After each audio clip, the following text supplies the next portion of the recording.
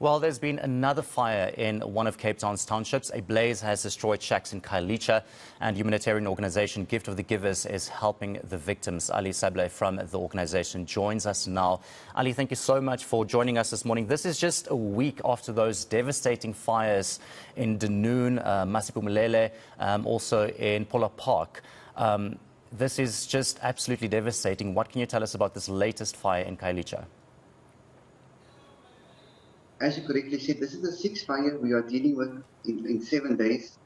This morning, around about 3:30, our teams received a call from community members informing us of a fire in Town 2 in Khayelitsha.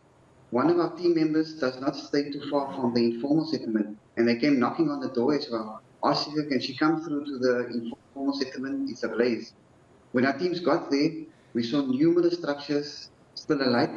All credit due to the City of Cape Town's fire department, who rapidly put out the fire. But as you know, it was very strong winds in the Western Cape last night, and the fire spread fast amongst the different structures. This morning at about 6 o'clock, when the light came out, it was a much clearer picture. We could easily see this is going to be close to 100 structures. So far, 70 residents has, 17 family members have registered as living in a plus minus close to 300 people displaced. But as you correctly said, it's a devastating period in the informal settlements in the Western Cape. You mentioned more than 300 people are displaced. Are there any casualties? Anyone that's seriously hurt? Gratefully, no one has been injured. There's no loss of life. That's a good thing about it, because people just ran out when the call came through. When the residents, community leaders were informing the residents there's a fire in the informal settlements, they ran out of the structures because they could see how fast the fire was spreading between the different structures. So fortunately, no loss of life. Of course, this is very sad because schools are also opening in the next few days. Surely, this is devastating because people have lost so many items in these fires. How's the assistance been, especially for the fires that also happened about a week ago, these other fires that you also mentioned? Has there been any assistance, especially for the kids having to go to school in just a few days? Most of these family members with structures burnt out by the Eastern Cape. From Monday onwards, they started coming back home. And the devastating part was many of these people, with a little bit of December bonus they had, they bought already their school uniform and school stationery. As you correctly said, it's completely burnt out. Gift of the Givers teams will be assisting all the 6 informal settlements that burn out for the children going back to school. We will be assisting them with new school uniform and school stationery. Our teams were on Thursday morning in Pola Park finalizing the list of children going back to school of the first fire. And within a few hours, our teams were back there providing assistance to the community. Hundreds of children will be without school uniform and without school stationery going to the school year. But we are fortunate some donors has come on board, and we'll be seeing to the needs of the children, because that's the most, speaking to most of the parents, that was the major stress they had. What will the children be going to school with? Because they have absolutely nothing left. Everything has been completely burnt out. So Gift of the Givers will be assisting them. Many of the community leaders has asked us for counselling services. Gift of the Givers teams in the coming week will be assisting all the 6 informal settlements that burnt out with counselling services, especially Masipumalele, which was the smallest fire but the most devastating in terms of lives lost. 3 people unfortunately has passed on there, so we will be offering counselling services to these families as well. Ali, apart from the great work that you are doing, has there been any assistance from what you know from the City of Cape Town, local government? City of Cape Town has been on the ground since day one. They have reconnected the water supply. Their solid waste management teams has been there clearing out the debris, and because it would have been a health hazard because of the dead animals lying there. They are on the ground in terms of trying to restore the electricity in some of the poles that was damaged, electricity poles that was damaged. SASA has been on the ground as well, and the disaster risk management teams in terms of registering these victims where government aid can kick in. But this is a big problem. The fires is never going to go away. Uh, Structures are increasing all around the Western Cape. Reason being is some of these people are on a waiting list from 18 to 20 years.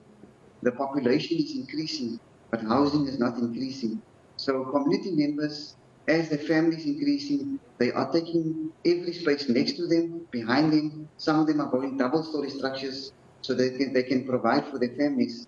So this needs role player from government, national government, provincial government, in terms of making land available and building proper houses for these communities. Because fires, if we don't tackle this problem immediately for the next few years, we're going to be sitting in the same position we are now, responding to fires over and over. It seems like it's getting worse every year, and especially during this time of the year. Is that what you've been experiencing from, compared to this year and the previous years? How bad has these fires gotten in Cape Town?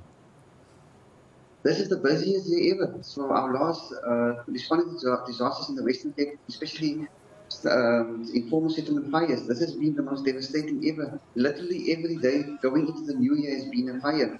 So this is a problem where government has to come on the ground. The time is to come on the ground now. People are losing patience. You can imagine the trauma effect it's having on young ones. Speaking to a mother, she's telling us in the first fire in Polar Park, a mother was telling us 30 years ago, she was a victim of a shack fire. Her mother was a victim of a shack fire. She was a victim of a shack fire. She was praying her children don't experience the trauma of going through a shack fire. And on New Year's Day, her children experienced that. She said she's still recovering from the trauma and she doesn't know what tomorrow holds for them. So government has to come on the ground. This is an issue that's not going away. In fact, if it's not tackled now, it's going to be a major, which is already, it's going to be a major problem in the future as more structures are coming up.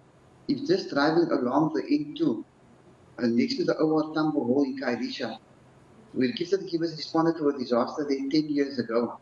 And within that piece of land, there was 1,000 structures. Driving past there now, you will see that 1,000 structures has gone into 3,000 structures.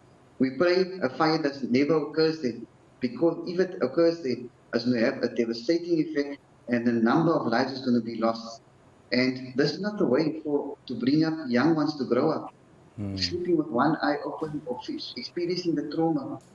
Some of them have never experienced a proper Christmas because they're always worried of the structural damage, or always worried about fire occurring in the informal settlement.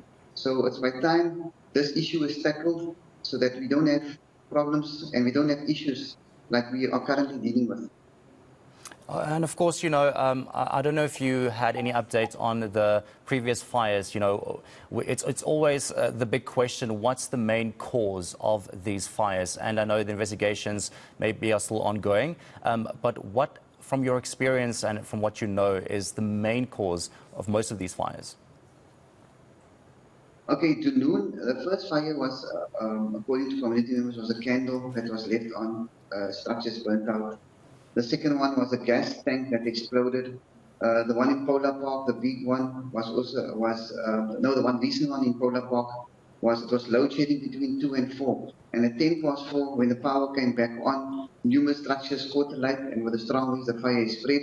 The fire of last night, from community leaders telling me already, I started in one structure, in this one gentleman's structure, where he forgot the stove on and his place caught alight. So it's some of these incidents are negligence, and alcohol plays a major factor in these kind of negligence, where people fall asleep, they put on the stove because they're hungry, they forget the stoves on, and the time they get up, they already cause devastations and they already have impacted hundreds of people's lives. So community leaders are trying their best to educate people of building the structures a meter apart, not building over fire hydrants. Because sometimes when firefighters come on the scene, when they need to refill the fire trucks, they have a map where all the fire hydrants are, but unfortunately someone has built over that fire hydrant. So education goes a long way. But I understand the frustration of community leaders as well. Speaking to them on the ground and asking them about education, they told us For how many years can we educate the people? We need government also to be at our side. When we educate these people, tell them, example, please don't build on. In 2 or 3 years' time, we're making land available to you guys where we'll be shifting your people to new homes. So it's a long process. It's negligence. It's to do with load shedding, and that's the kind of reports we are getting from the ground. Thank you so much, Ali. Of course, like you said, government has to come on board in order to make this less devastating. You know, fires will always be there and it will get worse, like you said, if this problem isn't addressed very, very soon. Thank you so much for giving us an update on those fires, and thank goodness no one was seriously harmed or died in the recent fire in Khayelitsha.